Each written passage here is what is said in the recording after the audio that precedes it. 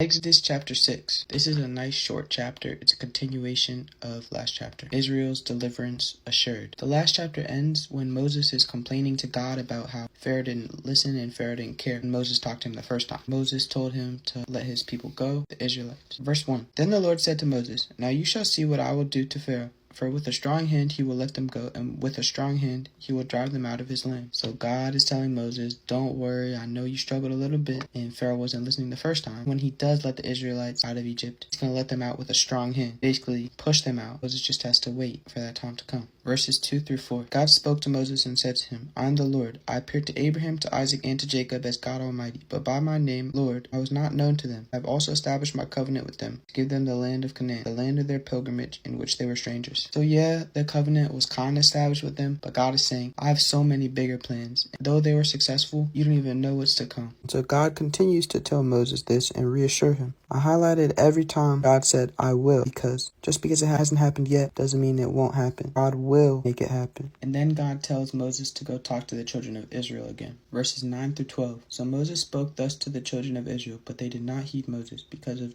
anguish of spirit and cruel bondage. The Lord spoke to Moses, saying, Go in, tell Pharaoh, king of Egypt, to let the children of Israel go out of his land. And Moses spoke before the Lord, saying, The children of Israel have not heeded me. How then shall Pharaoh heed me? For I am of uncircumcised lips. So then Moses goes and talks to the Israelites again. They still don't like him from last chapter because they think he made things worse. And so they did not heed him because they're still very angry at him. So Moses is feeling really down because he didn't want to do any of that from the start. But God says, go talk to Pharaoh again. And Moses is like, I couldn't even talk to the Israelites. How do you think I could talk to Pharaoh again? He's even more stubborn than the Israelites. He's even worried about his problem speaking. That's what the uncircumcised lips is talking about. What Moses and what the Israelites are not having is faith in God's plan. Because God has assured Moses multiple times now that what he said is going to happen and everything's going to work out. Verse 13. The Lord spoke to Moses and Aaron and gave them a command for the children of Israel and for Pharaoh king of Egypt, to bring the children of Israel out of the land of Egypt. The word command is specifically used because it's not like it's an option. It's definitely going to happen. God is just using Moses and Aaron to make it known to Pharaoh. Pharaoh doesn't really have a choice. We learn that he's going to have to sacrifice his son. And so then it talks about the family of Moses and Aaron. I don't have much to say about that. You can read it if you want. Sorry. But it is setting up the people for upcoming chapters. Verses 28 through 30. And it came to pass on the day the Lord spoke to Moses in the land of Egypt, that the Lord spoke to Moses, saying, I am the Lord. Speak to Pharaoh king of Egypt all that I say to you. But Moses said before the Lord, Behold, I am of uncircumcised lips,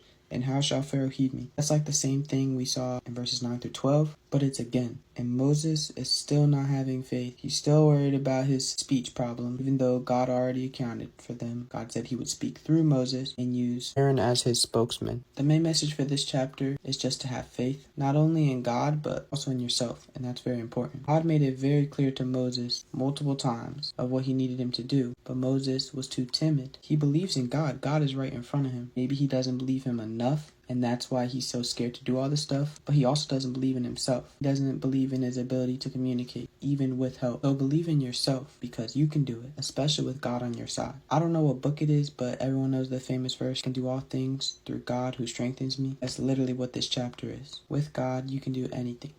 And that's all I have. Thank you for watching.